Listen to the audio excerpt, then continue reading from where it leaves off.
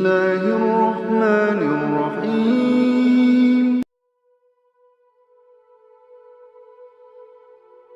Jalanan di padang mahsyar.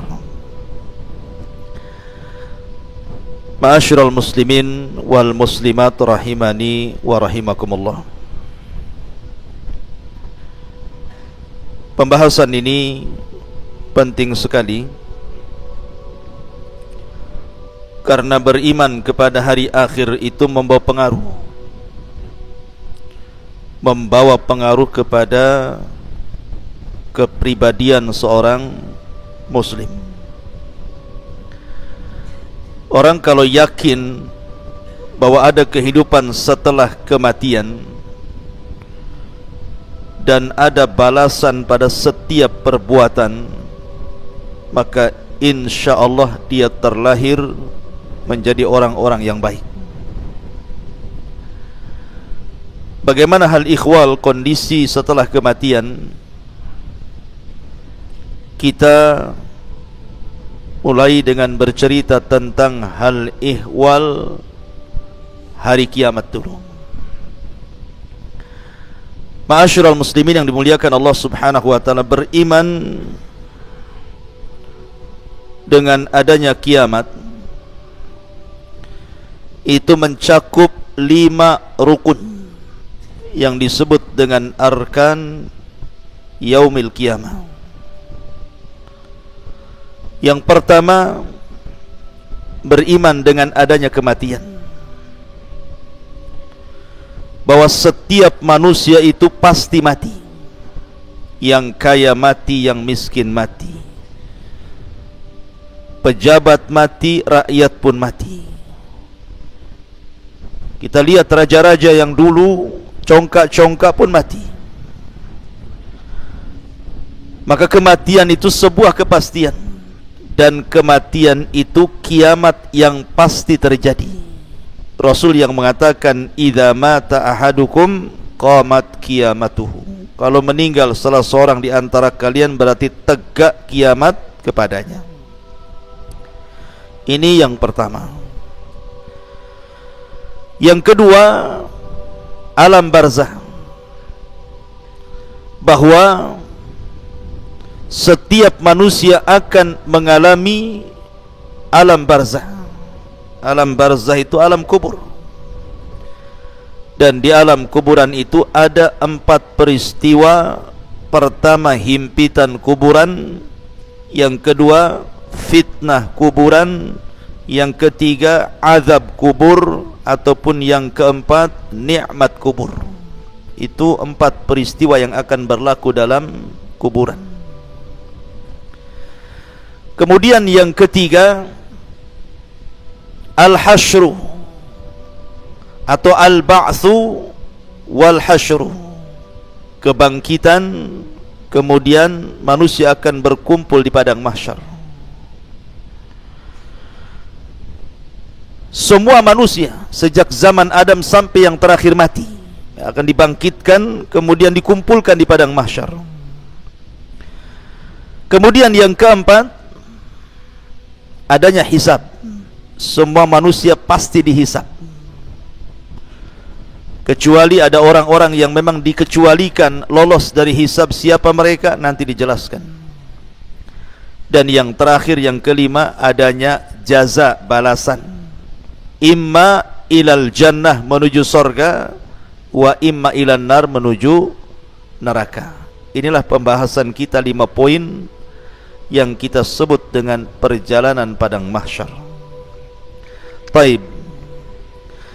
Ma'asyiral muslimin yang dimuliakan Allah Subhanahu wa taala, di dalam Al-Qur'anul Karim, ketika Allah Subhanahu wa taala bercerita tentang kiamat, kiamat itu sesuatu yang mengerikan, sehingga Allah Subhanahu wa taala banyak memberikan nama kepada hari kiamat itu. Terkadang Allah Subhanahu wa taala menyebut nama hari kiamat itu dengan Al-Qari'ah. Al-Qari'ah itu artinya suara yang bisa menghancurkan gendang telinga. Terkadang Allah Subhanahu wa taala menyebutnya dengan al-yaumul akhir, karena memang mengakhiri seluruh kehidupan dunia. Terkadang Allah Subhanahu wa taala menyebutnya dengan yaumul ba'thi, hari kebangkitan, karena pada sangkakala yang kedua manusia dibangkitkan. Terkadang Allah Subhanahu wa taala menyebutnya yaumul khuruj, karena manusia akan keluar dari kubur-kubur mereka. Terkadang Allah Subhanahu wa taala menyebutnya yaumuddin, hari pembalasan, maliki yaumiddin, karena memang setelah kematian ada balasan. Terkadang Allah Subhanahu wa taala menyebutnya as-sakhah. Sakhah itu artinya teriakan yang sangat keras sekali, yang bisa memecahkan gendang-gendang telinga dan menakutkan jiwa. Terkadang Allah menyebutnya dengan kalimat at-tammatul kubra. At-tammatul kubra. Terkadang menyebutnya dengan al-ghashiyah, makanya ada surat namanya al-ghashiyah. Terkadang disebut yaumul hisab, al-waqi'ah, kemudian yaumul wa'id, yaumul jam'i, al-haqqah, yaumut talaq, yaumut tanad, dan banyak lagi istilah-istilah, nama-nama yang semakna, yang menunjukkan bahwa nama-nama itu menunjukkan adanya kiamat. Dan orang Arab ketika memberi satu peristiwa dengan banyak nama menunjukkan peristiwa itu maha dahsyat. Taib. Kapan terjadi kiamat? Terjadinya kiamat itu kalau seluruh tanda-tanda kiamat Allah munculkan. Di sana ada tanda-tanda kiamat kecil, ada tanda-tanda kiamat besar. Kalau tanda-tanda kiamat kecil itu kadang muncul, kadang tenggelam. Tetapi kiamat besar kalau sekali muncul tidak mungkin dihentikan. Akan terus seperti itu, ganti ini, hilang ini, ganti itu, hilang itu, ganti yang lain. Pamannya turunnya khurujud dajjal, munculnya dajjal. Dajjal belum mati, Isa sudah turun. Kemudian Isa membunuh dajjal. Isa belum meninggal, keluar Ya'juj dan Ma'juj. Kemudian Ya'juj dan Ma'juj dibinasakan oleh Allah Subhanahu wa taala. Kemudian ketika Isa bin Maryam meninggal dunia, muncul dukhan, asap tebal di langit. Setelah dukhan, matahari terbit dari arah barat. 3 hari matahari terbit dari arah barat, tiba-tiba kemudian muncul lagi dabatun minal ar, binatang bumi yang melata yang bisa bicara. Kemudian setelah itu muncul gempa dari arah timur, dari arah barat, dari jazirah Arab, sampai kepada api yang keluar dari Adan menggiring manusia menuju Syam. Disitulah kiamat dibangkitkan. Dan kiamat dibangkitkan itu dimulai dengan suara Israfil meniup trompetnya, sangkakalanya. Ada yang mengatakan bahwa Israfil meniup sangkakala itu 3 kali. Tiupan kejutan yang pertama, tiupan kematian yang kedua, dan tiupan kebangkitan yang ketiga. Tapi pendapat yang kuat wallahu alam bahwa tiupan itu cuma 2 kali. Tiupan pertama tiupan kejutan dan kematian, tiupan kedua tiupan kebangkitan. Lah ketika Israfil meniupkan trompet itu, maka yang pertama kali meninggal adalah orang yang sedang memperbaiki tempat minum unta. Tiba-tiba pingsan kemudian mati.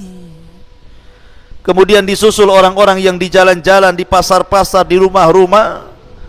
Kemudian disusul dengan bangsa jin, bahkan para malaikat. Semua akan diwafatkan Allah Subhanahu wa ta'ala pada tiupan yang pertama.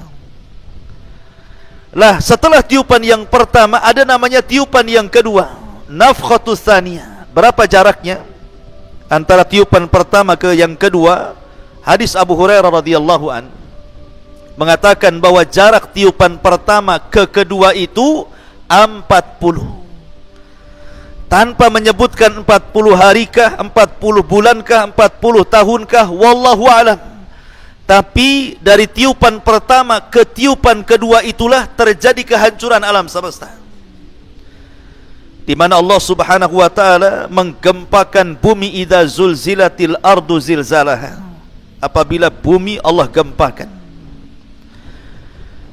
Di tengah-tengah dua tiupan itu Allah Subhanahu wa taala meluapkan air lautan ke daratan. Wa idzal biharu sujjirat, ketika kemudian lautan itu dinyalakan kemudian ditumpahkan ke daratan seperti tsunami. Kemudian di antara dua tiupan itu Allah Subhanahu wa taala gulung langit. Allah jatuhkan bintang-bintang. Wa idzan nujumun tasharat. Kemudian Allah Subhanahu wa taala hancurkan gunung, bukit, lembah, sehingga alam semesta betul-betul hancur sehancur-hancurnya. Ketika itu tidak ada manusia, tidak ada jin, tidak ada malaikat. Di sini Allah Subhanahu wa taala berfirman, limanil mulkul yaum. Limanil mulkul yaum. Kalian tahu kekuasaan ini milik siapa? Tidak ada yang jawab. Karena tidak ada makhluk yang berakal yang hidup. Maka Allah jawab sendiri, lillahil wahidil qahar. Kekuasaan itu milik yang satu, yang maha perkasa, Allah Subhanahu wa taala. Bayangkan ikhwatu fiddin, manusia yang sekarang hidup di permukaan bumi, anggaplah 7-8 miliar satu dunia itu. Tetapi makhluk yang sudah dikubur, manusia yang sudah dikubur sejak Adam sampai hari ini, jumlahnya bukan miliaran lagi, bisa triliunan. Artinya orang yang dikubur itu jauh lebih banyak jumlahnya dibandingkan orang yang hidup hari ini. Saat tiupan yang pertama, yang akan merasakan hanyalah orang-orang kafir. Orang yang beriman tidak akan merasakan tiupan yang pertama. Karena sebelum Allah Subhanahu wa taala merintahkan Israfil untuk meniup moncong itu, moncong sangkakala itu, maka orang-orang yang beriman walaupun punya iman hanya sebiji zarah, diwafatkan dengan dikirim angin yang sangat dingin menyentuh ketiak-ketiak orang-orang ini, kemudian Allah wafatkan. Sehingga tidak ada yang hidup kecuali orang yang paling buruk dari orang-orang kafir.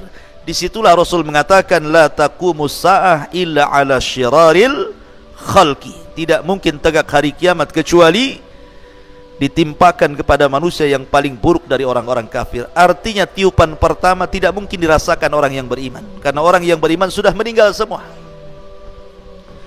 Tetapi tiupan yang kedua, baru akan dirasakan semua orang. Mau mukminnya, mau kafirnya, mau munafiknya, semua akan merasakan. Mulai orang hidup di zaman Nabi Adam sampai yang terakhir mati, semua akan merasakan tiupan yang kedua. Karena tiupan yang kedua itu disebut tiupan kebangkitan. Karena manusia akan dibangkitkan, akan keluar dari kubur-kubur mereka. Ustadz, bagaimana orang yang dikubur itu kan sudah dagingnya pun tidak ada, terkadang tulang belulangnya sudah hancur, apalagi sudah berabad-abad yang silam. Bagaimana Allah Subhanahu wa taala membangkitkan mereka?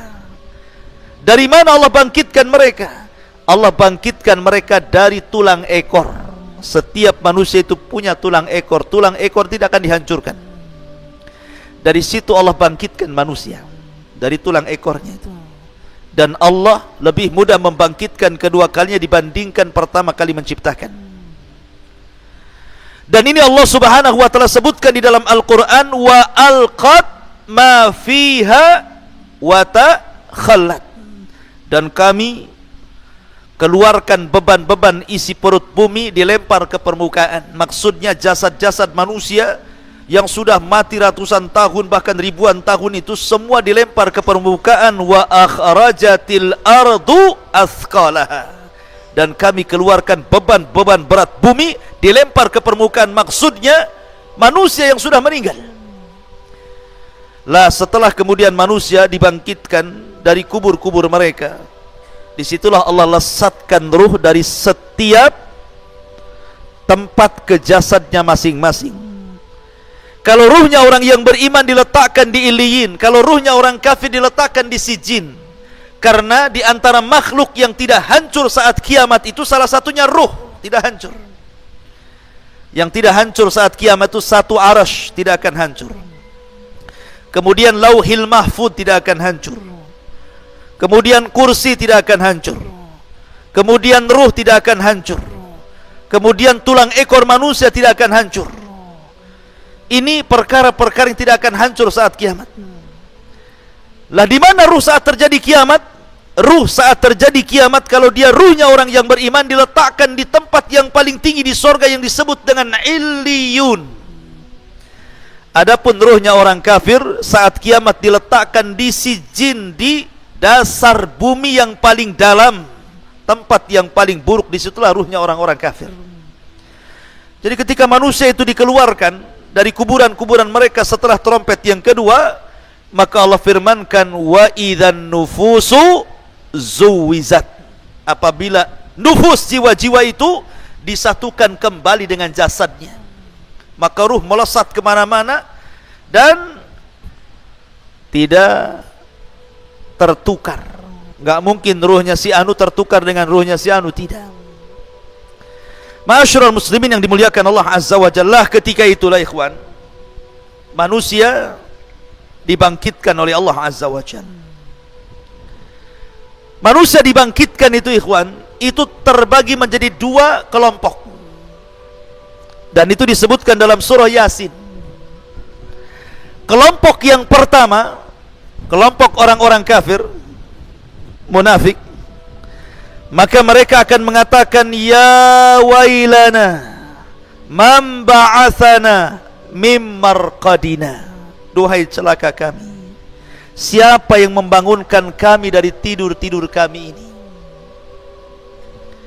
Kelompok yang kedua yang merasa senang ketika dibangkitkan, mereka mengatakan, hadza ma wa'adar rahman wa sadaqal mursalun. Inilah janji Allah Subhanahu wa taala kepada kita dan benarlah ucapan para rasul itu. Maka di sini manusia akan menjadi dua kelompok. Adapun orang-orang yang beriman, maka mereka difirmankan Allah Subhanahu wa taala, walladzina amanu wattaba'athum dzurriyyatuhum biimanin alhaqna bihim dzurriyyatuhum. Dan orang-orang yang beriman kemudian diikuti keimanannya dengan keluarganya, maka mereka akan dikumpulkan di situ. Mereka tenang. Tetapi ada orang-orang yang mereka tidak beriman, apa yang terjadi? Yauma yafirrul mar'u min akhi wa ummihi wa abi wa sahibatihi wa bani likulli imri'in yauma idzin sya'nun yughni.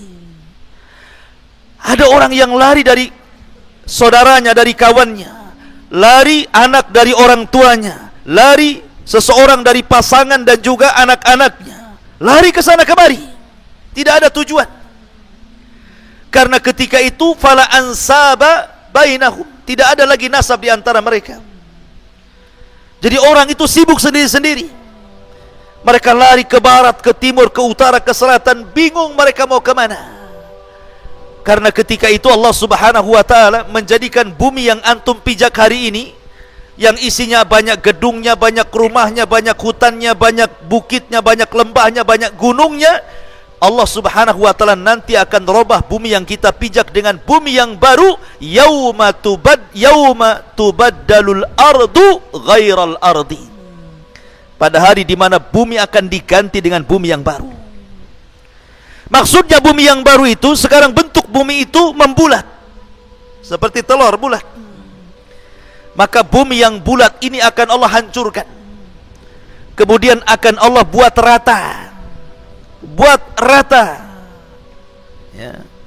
Sehingga tidak ada yang meninggi, tidak ada yang merendah, tidak ada gunung, tidak ada bukit, tidak ada lembah, semua rata dan warnanya putih seperti tepung, karena tidak ada orang bermaksiat di situ. Itulah yang disebut dengan padang mahsyar. Disitulah manusia dibangkitkan. Dan ketika di dunia manusia itu ada hubungan dengan bumi. Antum saya ini ada hubungan dengan bumi yang disebut dengan gravitasi bumi. Makanya orang kalau keluar angkasa bisa terbang. Kenapa? Karena Sudah tidak ada gravitasi lagi. Tapi di akhirat sudah tidak ada lagi gravitasi. Karena hubungan manusia dengan bumi selesai. Bumi sudah dihancurkan dan diganti dengan bumi yang baru. Sehingga kondisi manusia Allah kondisikan seperti dua binatang. Pertama laron, antum tahu laron? Yang kedua al-jarad. Jarad itu artinya belalang.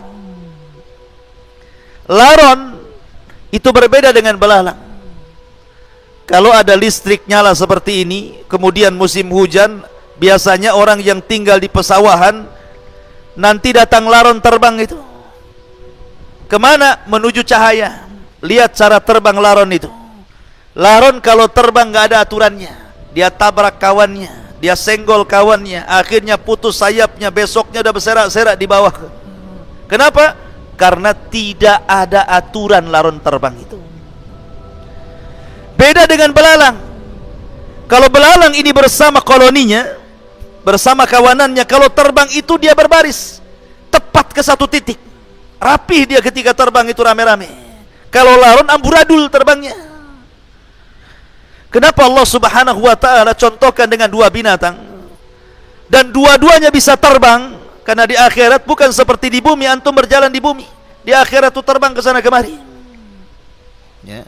Terbang sana, terbang sini, nggak jelas. Lah ketika Allah mengistilahkan dengan laron, itu Allah sebutkan dalam surah Al-Qari'ah, yauma yakunun nasu kal farashil mabthus. Pada hari itu manusia seperti laron yang berhamburan. Karena ketika awal dibangkitkan, orang-orang kafir ini bingung karena tidak ada ma'lam, bumi tidak ada alamat lagi.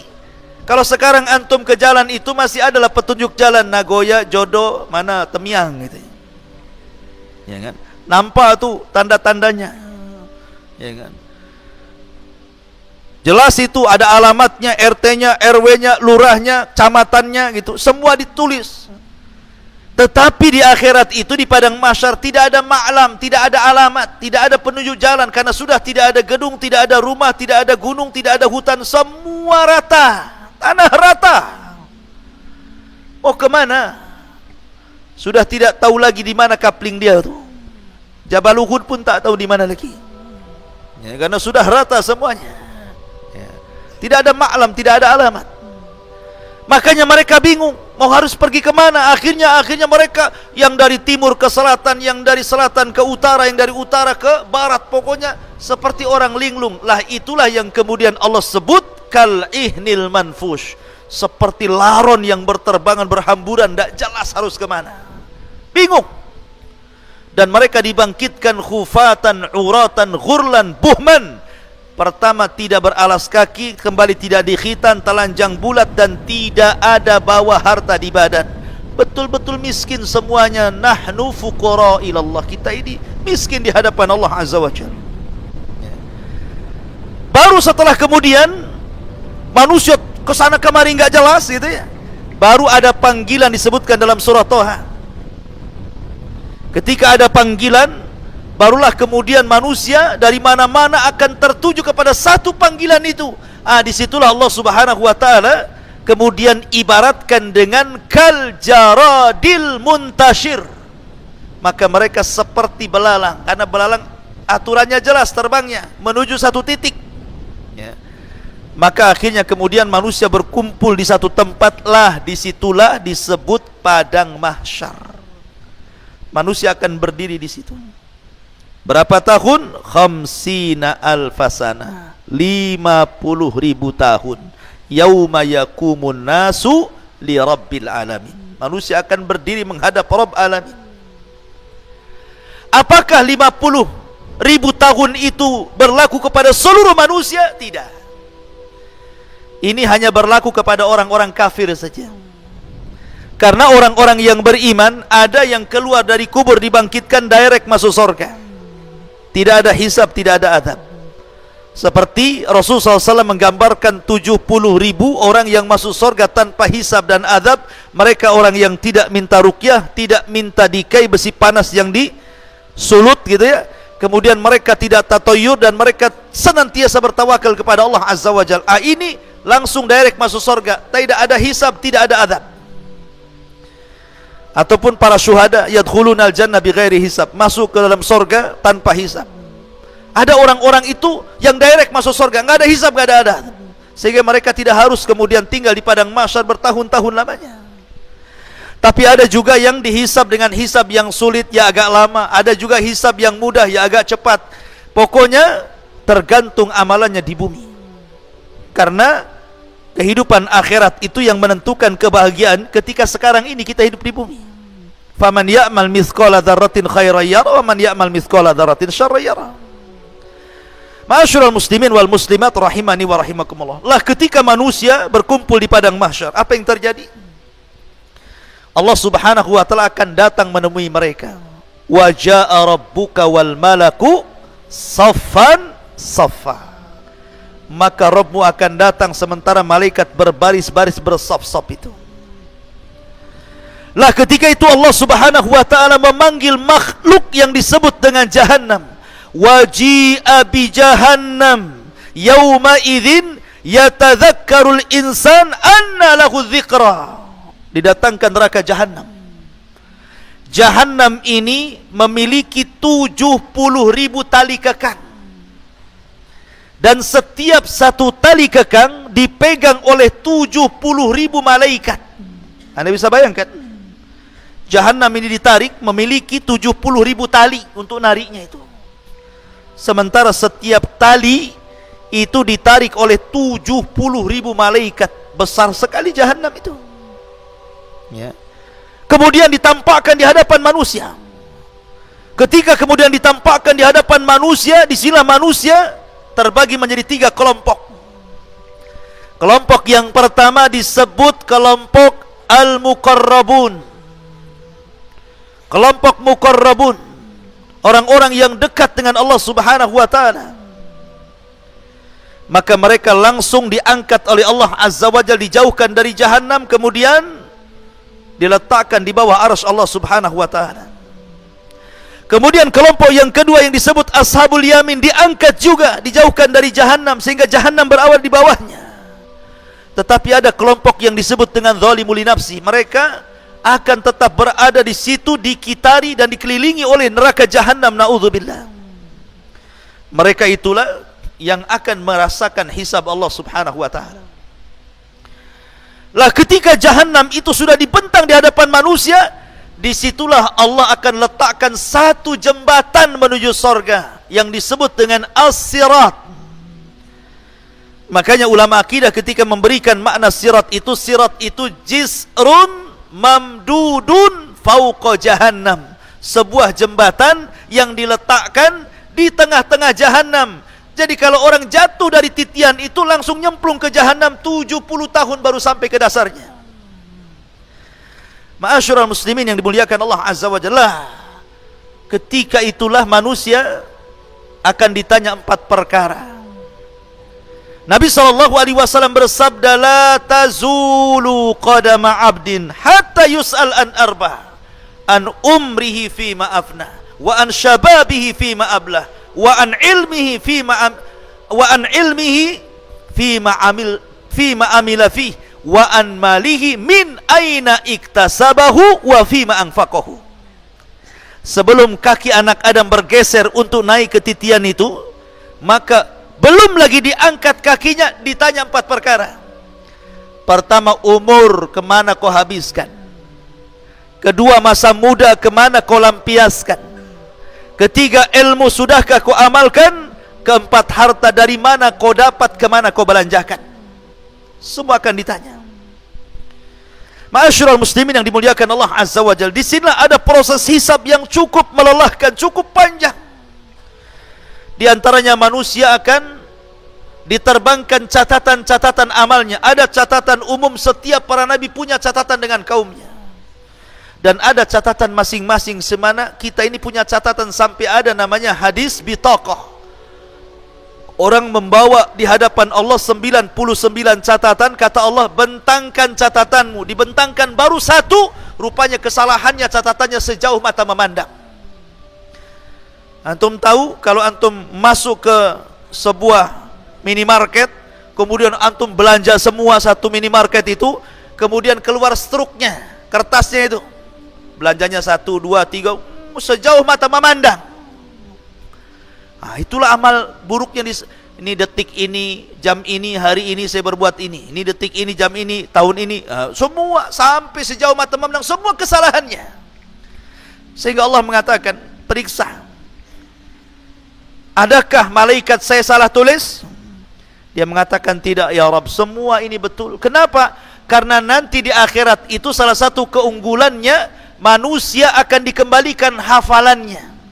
Kalau di bumi ini, kadang-kadang apa yang antum perbuat 1 bulan, 1 tahun yang lalu sudah lupa kalau antum pernah gampar orang itu. Kalau antum pernah ngutang orang, ngambil barang orang, udah lupa. Tapi di akhirat nanti semua diingatkan. Nggak akan ada yang tersisa dari sebuah maksiat kecuali ditampakkan. Ya. Begitulah hisab. Adapun orang-orang ketika ini catatan itu diterbangkan, kemudian Allah menyuruh untuk mengambilnya, ada orang-orang yang mengambil dengan tangan kanan, sehingga dengan bangganya dia mengatakan, ha umuqra'u kitabiyah. Lihat catatanku, baca, karena dia senang, isinya pasti kebaikan. Ha umuqra'u kitabiyah. Tapi ada orang yang mengambil dengan tangan kirinya, maunya dilempar saja karena tahu dia isinya catatannya semua keburukan. Ada yang mengambil dengan tangan kiri sebelah punggung, susah diambil. Karena orang itu terbagi 3. Pertama, mukmin mengambil dengan tangan kanan, kafir dengan tangan kiri, munafik dengan tangan kiri di sebelah punggungnya. Begitulah manusia. Kemudian di sana juga nanti ada proses mizan, timbangan. Semua akan ditimbang. Dan timbangan itu menentukan kebaikan orang dan menentukan keburukan orang. Fa amma man thaqulat mawazinuhu fa huwa fi isyatir radiyah. Wa amma man khaffat mawazinu fa ummuhu hawiyah wa ma adraka ma hiyah narun hamiyah.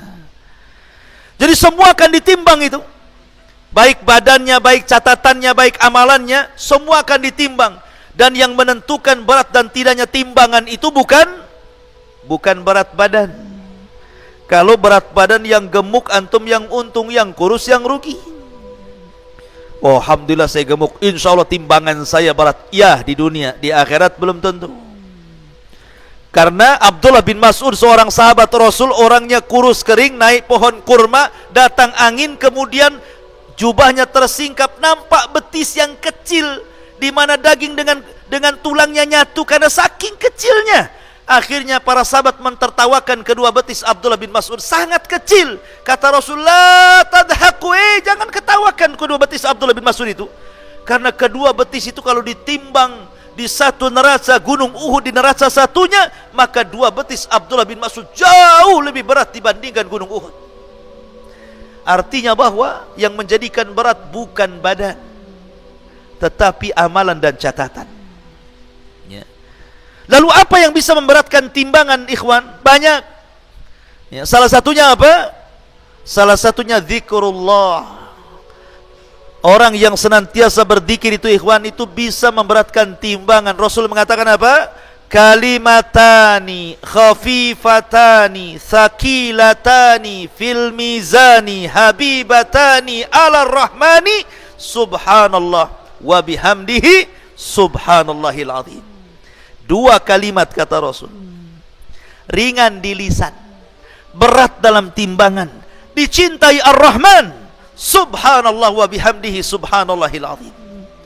Sampai ada satu cerita, ada seorang kakek di Saudi sana. Kakek sudah tua renta, namanya kakek kan tua, kalau muda tidak disebut kakek lah. Jadi seorang kakek ini habis sholat, kakek orang awam tapi rajin sholat. Ketika habis sholat, dia datang kepada seorang imam yang mengimami sholat dan mengatakan, ya imam, ajarkan kepadaku satu hadis Nabi yang bisa ku amalkan dan ku dakwahkan. Imamnya terperanjat, kok tumben-tumben ada jamaah sholat tanya soal agama. Akhirnya imam pun menjawab dengan hafalannya. Dia teringat dengan hadis tadi. Oh iya, aku teringat Nabi SAW bersabda, kalimatani, 2 kalimat, khafifatani, keduanya ringan, thaqilatani fil mizani, tapi berat dalam timbangan, habibatani ala rahman, dicintai ar-Rahman Allah, subhanallah wa bihamdihi subhanallahil azim. Wah, senang kakek ini dapat hadis ini. Pulang dia dari masjid, ketemu orang di jalan, hei sini, saya akan bacakan sabda Nabi, kalimatani khafifatani ala lisani thaqilatani fil mizani habibatani ila rahman subhanallah wa bihamdi subhanallahil azim. Sudah. Ketemu orang lagi, dibacakan lagi, ketemu orang lagi, dibacakan lagi, sampai di rumah dikumpulkan keluarganya, dengarkan keluargaku, Rasul bersabda, disebutkan hadis tadi. Pokoknya masuk pasar disebutkan hadis ini, setiap ketemu orang disebutkan, tidak ada satu orang yang ditemui kecuali dibacakan hadis ini. Sampai akhirnya kemudian dia pun sakit, kemudian koma 5 hari. Ketika koma ini, ketika di hari kelima dia siuman, yang pertama kali dipanggil bukan keluarganya, aina dokter, di mana dokter? Kenapa? Karena hanya dia yang belum dibacakan hadis ini. Ketika siuman, aina dokter, di mana dokter? Katanya. Keluarganya senang, panggil dokter, dokter. Kakek saya siuman, dokternya datang, dipegang tangannya, ya dokter, Nabi bersabda, kalimatani khafifatani ala lisani thaqilatani fil mizani habibatani ala rahmani subhanallah wa bihamdihi subhanallahil azim. Ketika dia mengucapkan subhanallah wa bihamdihi subhanallahil azim sambil memegang tangan dokter, hilang nyawanya, meninggal dunia di atas kalimat subhanallah wa bihamdihi subhanallahil azim. Berat timbangan ya. Maka zikir kepada Allah pemberat timbangan. Yang kedua, husnul khuluq. Ma min syai'in athqal fil mizan min husnil khuluq. Tidak ada sesuatu yang bisa memberatkan timbangan melebihi baiknya akhlak. Dan akhlak itu tercermin dari anggota badan. Nih, kalau antum dikatakan berakhlak, maka 3 anggota badan ini menunjukkan akhlak antum. 1 dari leher ke atas disebut kepala. Kepala ada mata, kepala ada telinga, kepala ada hidung, kepala ada lisan, kepala ada otak. Kalau semuanya baik, berakhlak antum kepalanya ya. Matanya memandang, tidak pernah melotot, dan dia pandang dengan pandangan yang halal. Kemudian bibirnya tersenyum, setelah memandang tersenyum, maka senyumnya menjadikan sedekah. Tabassumuka li akhika sadaqah, senyum kamu kepada saudaramu sedekah, maka jangan bakhil senyum. Sulaiman saja melihat ada rombongan semut, kemudian ketuanya rombongan semut mengatakan kepada semut, ya ayyuhan namla udkhulu masakinakum la yakhtimannakum Sulaiman wa junuduhu wa hum la yash'urun. Kata ketua semut, hei semut-semut anak buahku, cepat masuk rumah-rumah kalian, Sulaiman tentaranya sudah akan datang. Kalau mereka menginjak, kalian akan mati, dan mereka tidak sadar sedang menginjak kalian. Ucapan kepala semut didengar Sulaiman, fatabassama dhahika min qauliha. Maka Sulaiman pun tersenyum, kemudian tertawa karena ucapan semut. Dia pandang semut, dia senyum ke semut ya. Tapi jangan antum senyum ke semut. Ada semut senyum ngapain? Ini mencontohkan Nabi Sulaiman katanya. Maksudnya begini, jangan mudah atau jangan susah untuk melempar senyum. Karena biasanya kalau orang jarang senyum, sekali senyum dipertanyakan, ngapain kok senyum orang itu? Ada apa kok tiba-tiba senyum? Gila ya katanya. Karena jarang senyum, sekali senyum dipertanyakan senyumnya tuh ya. Jadi senyum itu bagian daripada akhlak. Habis memandang tidak melotot, habis tersenyum manis senyumnya, baru mengeluarkan untayan kata-kata yang indah, yang mutiara, yang santun. Rasul mengatakan, man kana yu'minu billahi wal yaumil akhir falyakul khairan aw liyasmut. Itu akhlak namanya. Tidak memandang kecuali yang baik, tidak mencium kecuali yang halal, tidak berpikiran otaknya yang negatif, semua positif, tidak suudon sama orang. Berarti kepala kita berakhlak. Kemudian tangan mudah membantu, ada saudaranya bantu, ada saudaranya diangkat, memberi, itulah tangan, akhlaknya tangan. Dan juga badan. Badan ini dari leher ke bawah, kalau antum ngobrol, jangan pula dia ngadap kita, kita pula ngadap tembok. Itu tidak berakhlak badan kita. Ya, jadi itu akhlak. Akhlak itu pemberat timbangan. Kemudian yang ketiga, di antara pemberat timbangan orang yang mengantarkan jenazah. Siapa yang mengantarkan jenazah sampai menyolatkan, maka dia dapat 1 qirat. Siapa yang sampai menguburkan di pekuburan, maka dia dapat 2 qirat. Apa qirat itu Rasul? Qirat itu artinya gunung Uhud. Jadi orang yang menyolatkan mayat dapat pahala seberat gunung Uhud. Kalau sampai menguburkan dapat 2 gunung Uhud, gitu maksudnya. Gunung Uhud itu besar, terbentang di Madinah. Ya. Intinya bahwa ada pemberat timbangan amal saleh dan ada peringan timbangan amal saleh.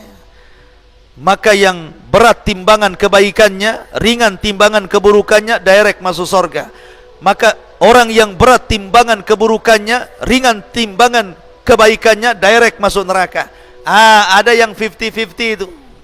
50% kebaikannya, 50% keburukannya, maka ini disebut ashabul a'raf. Makanya ada namanya suratul a'raf, orang yang 50-50 itu. Mereka orang yang terakhir dihisab, tetapi ujung-ujungnya masuk surga karena syafaat. Ma'asyiral muslimin, para santri, ikhwan dan akhwat yang dimuliakan Allah Subhanahu wa taala. Kembali ke padang mahsyar. Ini proses hisab namanya. Jadi manusia itu, ikhwan, coba perhatikan, jangan ribut. Perhatikan dulu. Jangan ngadap sana, sini ngadap sini. Itu siapa itu? Ngadap sini. Antum ustadznya di mana? Ya. Jadi kondisi padang mahsyar itu, manusia akan dibangkitkan di padang mahsyar. Padang mahsyar ini, ikhwan, adalah padang yang sangat luas. Ketika manusia berdiri di padang mahsyar, apa yang terjadi? Matahari dan bulan itu yang disatukan oleh Allah akan diletakkan di atas kepala. Makanya saat kiamat yang tidak jatuh itu cuma matahari dan bulan. Semua bintang dan planet berjatuhan dan bertubrukan, dihancurkan, kecuali matahari dan bulan. Karena Allah mengatakan wajumi asyamsu wal qamar. Maka Allah akan kumpulkan matahari dan bulan jadi satu. Tidak dihancurkan. Karena akan dibawa kepada padang mahsyar dan akan diletakkan 1 mil di atas kepala. Disitulah keringat bercucuran. Saking banyaknya keringat, ada yang tenggelam 1 betis, ada yang tenggelam 1 pusar, ada yang tenggelam 1 dada, ada yang hampir tenggelam dengan kepala-kepalanya. Saking panasnya keringat terus bercucuran. Dan kondisi mereka tidak bisa duduk, tidak bisa baring. Mereka hanya bisa berdiri saja, tidak ada makanan, tidak ada minuman. Ketika itulah mereka bingung harus apa yang mereka lakukan. Sehingga mereka kemudian bertanya kepada orang-orang berakal di antara mereka. Setiap kaumnya, setiap zamannya, setiap masanya, berkumpullah orang-orang yang berakal itu. Kemudian mereka mengatakan, kenapa kita tidak datang kepada Nuh alaihi salatu wassalam? Cobalah kita minta syafaat. Rupanya mereka datang ke Nuh dan mengatakan, Nuh, awalnya kepada Nabi Adam dulu. Cobalah kita datang kepada Nabi Adam. Dia kan bapak kita, boleh jadi dia bisa menolong kita. Akhirnya datang dulu pertama kali ke Nabi Adam dan mengatakan, ya Adam, engkau bapak kami. Allah ciptakan dengan kedua tangannya, Allah tiupkan rohnya langsung kepadamu. Malaikat sujud semua kepadamu. Tolonglah, lihat kami. Kami ini sudah kepanasan, lelah, letih. Minta kepada Allah agar engkau perantara syafaat bagi kami. Tapi Adam mengatakan, tidak bisa, aku pernah berbuat salah. Gara-gara makan buah larangan aku diusir dari sorga. Kau pergi kalian ke Nuh sana. Boleh jadi Nuh bisa menolong kalian. Nafsi, kata Adam, urus diri kalian, urus diri kalian. Datanglah ke Nuh. Nuh, kamu ini Rasul yang pertama. Nuh, kamu ini Rasul yang pertama, tolonglah, lihat kondisi kami. Ya. Ala tara ila ma nahnu fihi. Ud'u ila rabbik. Tidakkah kau iba melihat kondisi kami? Berdoalah kepada Rabbmu ya Nuh, agar memberikan syafaatnya kepada kami. Tapi Nuh mengatakan, tidak, aku tidak bisa, karena aku pernah berdoa kehancuran kepada kaumku. Rabbi la tadhar alal ardi minal kafirin dayara. Nuh pernah mengatakan, ya Rabb, jangan kau sisakan satu jiwa orang kafir kecuali kau binasakan. Sebaiknya kau datang ke Ibrahim sana. Datang manusia ke Ibrahim alaihi salatu wassalam, abul anbiya. Ya Ibrahim, lihat kondisi kami. Berdoalah kepada Allah agar Allah memberikan syafaat kepada kami. Kata Ibrahim, Aku tidak bisa karena aku pernah berdusta 3 kali dusta. Pertama saat hijrah dengan Sarah ke Mesir, dia katakan kepada Sarah, "Hei Sarah, jangan katakan kepada para prajurit raja kalau kau istriku, katakan kau saudariku." Ini bohong yang pertama. Bohong yang kedua ketika menghancurkan patung-patungnya, kemudian diletakkan di palunya di patung yang besar, ditanya Namrud, "Engkau yang melakukan ini wahai Ibrahim?" Kata Ibrahim, "Enggak, yang melakukan tu yang paling besar." Bohong yang kedua. Bohong yang ketiga, Ibrahim diajak pesta oleh ayahnya ke pesta Namrud, tapi Ibrahim tidak mau, sehingga dia mengatakan, "Inni sakim, aku lagi sakit," padahal tidak sakit. Maka itu bohong ketiga. Aku pernah bohong 3 kali. Sebaiknya kau datang kepada Musa. Datanglah manusia ke Musa, "Ya Musa, tolonglah kami, berdoalah kepada Rabbmu, tidakkah kau melihat, tidak kau iba macam-macam?" Kata Musa, "Aku tidak bisa karena aku pernah membunuh masalahnya, walaupun tanpa sengaja." Ketika ada 2 orang anak muda, satu dari Bani Israel, satu dari kaum Fir'aun berkelahi, kemudian anak muda dari Bani Israel mengatakan, "Ya Musa, unsurni, tolong aku." Maka Musa pun menolong anak muda Bani Israel. Diserang sama kaum Kipti, ditangkis sama Musa. Tangkisannya membuat orang itu mati. Baru nangkis sudah mati, bagaimana kalau nyerang tuh?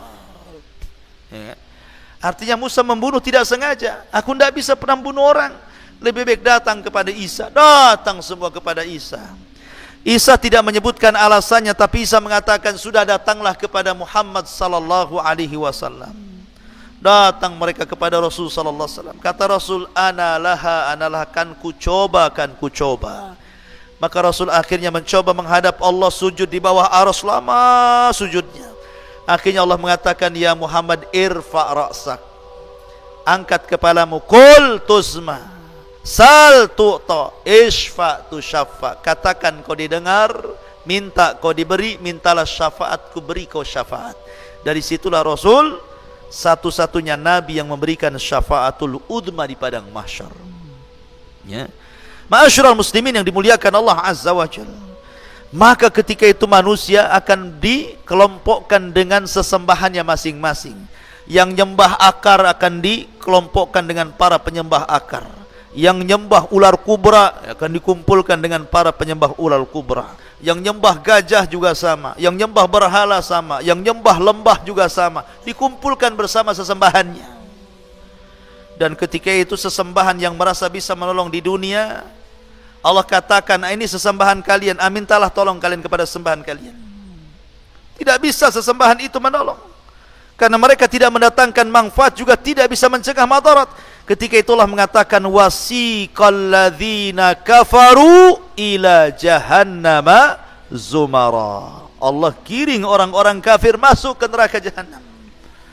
Sehingga ketika sudah tidak ada orang kafir lagi di padang mahsyar, karena orang kafir tidak sempat masuk ke titian, mereka sudah masuk ke neraka semua. Tinggal ada 2 kelompok, mukmin dan munafik. Disitulah mereka diuji untuk menyeberang sirat, titian itu. Maka seorang mukmin, Rasul yang pertama kali nyeberang, kemudian nunggu di ujung. Setiap ada umatnya lewat, Rasul berdoa, "Allahumma salim salim, ya Allah, selamatkan umatku, selamatkan umatku." Ya kan? Ma'asyiral muslimin yang dimuliakan, sehingga ada yang menyeberang dengan cepat seperti kilat, tahu-tahu sudah di ujung. Ada yang seperti naik kuda balap, ada yang seperti pelari, ada yang seperti berjalan, ada yang merangkak-rangkak, macam-macam. Ada yang baru nyeberang kemudian nyemplung. Ya, macam-macam orang. Dan orang munafik, mereka hendak mengelabui orang yang beriman, karena setiap diberikan cahaya, hilang cahayanya. Nunggu cahaya orang yang beriman jalan. "Naktabis min nurikum," tunggulah aku ikut cahayamu. Kata orang yang beriman, "Kau bisa menipu aku di dunia, kau tidak bisa menipuku di akhirat. Cari cahayamu di belakang," katanya. Akhirnya orang munafik ke belakang, rupanya dilihat cahaya, zahirnya rupanya azab di belakangnya, naudzubillah. Ya, zahirnya rahmat, tetapi belakangnya min kibalihil azab. Ya, itulah orang-orang munafik. Tapi sebelumnya di padang mahsyar itu, setiap para nabi diberikan telaga. Dan Nabi SAW, telaga yang diberikan adalah telaga yang terpancar dari Al-Kautsar, telaga yang di sorga. Telaga Rasul paling luas sendiri di padang mahsyar itu, di mana gelasnya sejumlah bintang yang ada di langit. Jangan takut gak dapat gelas. Setiap yang minum tidak akan haus selamanya walaupun 1 teguk. lebih putih dibandingkan susu, lebih manis dibandingkan madu, sekali teguh tidak akan haus selamanya, dan jumlah gelasnya sejumlah bintang yang ada di langitan. Maka setiap yang masuk di situ, yang pertama kali masuk meminum dari telaga siapa? Orang Yaman, orang-orang Ansor. Mereka yang pertama kali minum. Kemudian disusul dengan Muhajirin, kemudian disusul dengan yang lainnya, sampai yang terakhir ada satu kelompok mau minum, tiba-tiba diusir. Kau jangan minum di sini. Maka Nabi melihat ada umat yang diusir, tidak tega dan mengatakan, ya Rabbi ummati ummati, ya Rabb, itu kan umatku, biarlah mereka minum dari telagaku. Tapi Allah mengatakan, ya Muhammad, innaka la tadri ma ahdatsu ba'daka, innahum ghayyaru wa baddalu. Muhammad, kau tidak tahu apa yang terjadi dengan mereka setelah sepeninggalmu. Mereka mengganti-ganti sunnahmu dan mereka lari dari petunjukmu. Makanya kata para ulama, orang yang tidak akan minum dari telaga, pertama orang murtad, gak akan minum dari telaga Rasul. Yang kedua, orang munafik tidak akan minum dari telaga Rasul. Yang ketiga, orang yang menyimpang dari sunnah Rasul, ahlul bid'ah wal ahwa. Kemudian yang tidak akan minum, orang yang gemar melakukan dosa besar. Mereka tidak akan minum dari telaga Nabi sallallahu alaihi wasallam. Ya.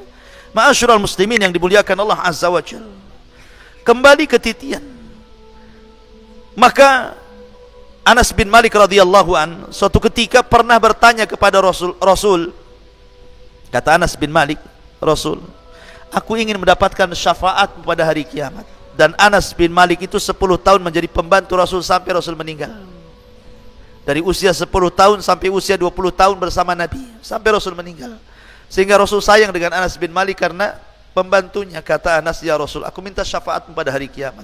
Kata Rasul, af'al, siap, saya lakukan wahai Anas.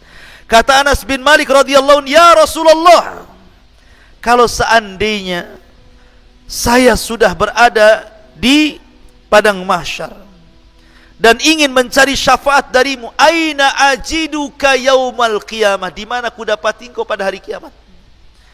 Maka kata Nabi sallallahu alaihi wasallam, ya Anas, tajiduni indal haud, datangi aku di telaga. Kata Anas bin Malik radhiyallahu, fa illam ajidka indal haud, aina ajiduka ya Rasulullah?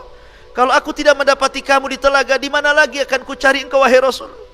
Kata Nabi sallallahu alaihi wasallam, tajiduni indal mawazin, cari aku di tempat penimbangan amal. Kata Anas bin Malik, illam ajidka fil mawazin, fa aina ajiduka yaumal qiyamah? Lah kalau aku enggak dapati dirimu di tempat penimbangan amal, lalu di mana lagi wahai Rasul? Maka Rasul mengatakan, tajiduni indas sirat, cari aku di titian, cari aku di titian. Karena tidak mungkin tiga aku akan berada di tiga tempat, di telaga, di tempat penimbangan amal, dan di titian siratal mustaqim. Artinya bahwa ini tiga perkara yang luar biasa. Ya. Kalau orang tidak sampai meminum telaga Rasul, kalau orang sampai berat timbangan keburukannya, kalau orang tidak sampai melintasi titian, alamat dia penduduk neraka. Makanya suatu ketika Rasul berada di giliran Aisyah radhiyallahu anha. Rumah Aisyah itu kecil, 1 meter kali 1,5 meter, itu kamarnya kecil sekali. Antum jangan bayangkan rumah Rasul besar, tidak kecil. Ya. Kemudian Nabi SAW tidur di paha Aisyah radhiyallahu anha, dijadikan bantalnya. Aisyah lihat suaminya sedang tertidur, tiba-tiba menangis. Rupanya tetesan air matanya netes mengenai pipi Nabi. Terperanjatlah Nabi bangun. Tiba-tiba kemudian duduk di pandangnya Aisyah dan mengatakan, ya Aisyah, lima tabki wa lima dungu, kenapa kau menangis dan apa itu air mata yang kau teteskan itu? Kata Aisyah radhiyallahu anha, ya Rasulullah, tadzakartu yaumal qiyamah. Rasul, aku teringat dengan hari kiamat. Hal tadkuru bi ahlika yaumul qiyamah, apakah kau akan ingat keluargamu wahai Rasul pada hari kiamat?